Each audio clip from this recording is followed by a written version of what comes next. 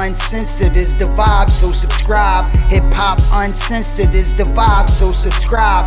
Oh God, driving Samant riding passenger side, and you heard it out the mouth of the greatest rapper. He done put on speeches like that for people to motivate. Yeah, he got the lineage of a Tupac Shakur. I think he went over. I think this is a terrible mistake of. This is what we do in the media. We overblow shit, and Fat Joe's is one of them people right now, bro. I'm trying to look at it a little. I'm trying to be a little objective with it, because I'm trying to images are starting to come in my mind of the baby, like, you know what I mean. And obviously, he was outspoken at a certain point. Not even that aspect, like you're talking about the speaking, but maybe I don't agree with what he said, but maybe he could be kind of referring to.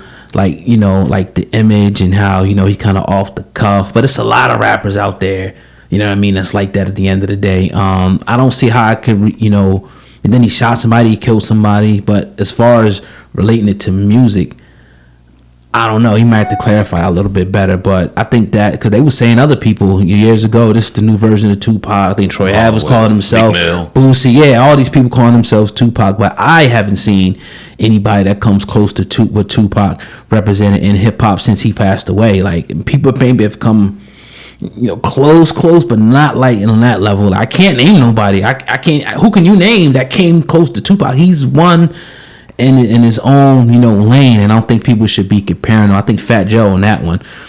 He had to explain that a little bit better, man. Before I go a little deeper on that one. That's crazy. I'll tell you what, you've never seen anybody become legendary who called themselves the next Tupac.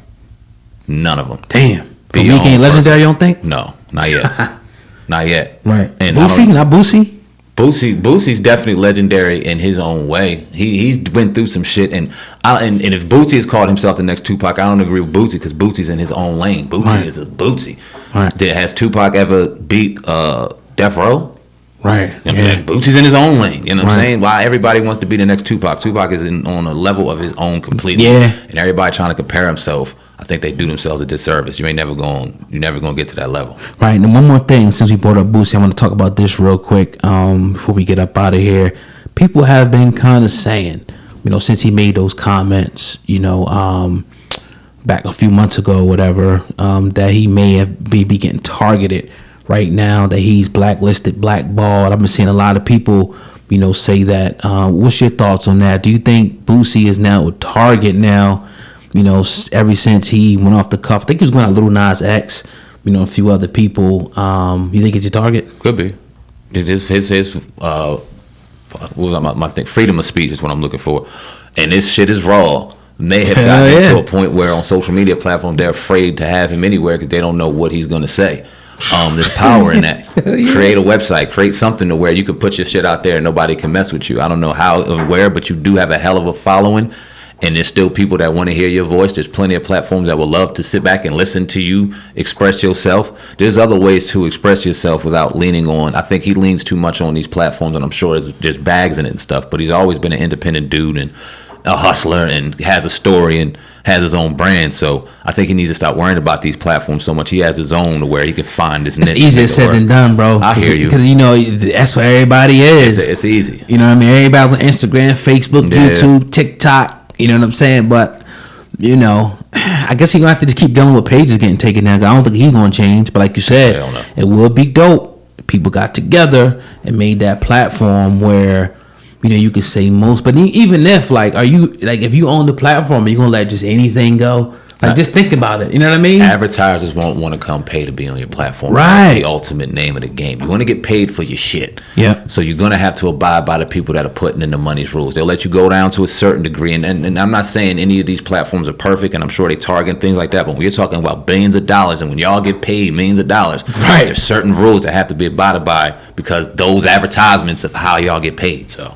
Nah, if somebody could just self-fund it or something, and, you know, I'm with the freedom of speech thing to a certain extent, you know what I mean, obviously, but it's just like somebody was like, yo, if you was a black man on the platform, are you going to sit up there and let, you know, white or other people just go in on, you know, black people or stuff like that without taking it down? Not to say that was what Boosie was doing, but any group, let's just put it against any group. If you was a, you know, let's say a homosexual man and somebody was on the platform bashing homosexual people, and you're the owner of that platform, are you gonna just let that shit ride, or are you gonna put it like a policy like, nah, no hate speech is allowed? If it offends you and you own it, you're probably gonna take it down. Right. Because personal feelings are always involved, no matter what the situation. Yeah.